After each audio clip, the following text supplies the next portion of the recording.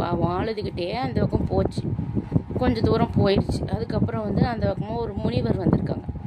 முனிவருக்கு வந்து இப்போ கரையான் அழுவுறத பார்த்துருக்காங்க. ஏன் கரையானே அழுதுகிட்டு இருக்கிற, என்னாச்சு உனக்கு அப்படின்னு சொல்லி கேட்டிருக்காங்க. கேட்டதுக்கு இந்த மாதிரி நாங்கள் கட்டின புத்தில் பாம்பு வந்து பூந்துக்கிட்டு வெளியே போக மாட்டேங்குது அப்படின்னு சொல்லியிருக்கிறாங்க இந்த கரையானெல்லாம்.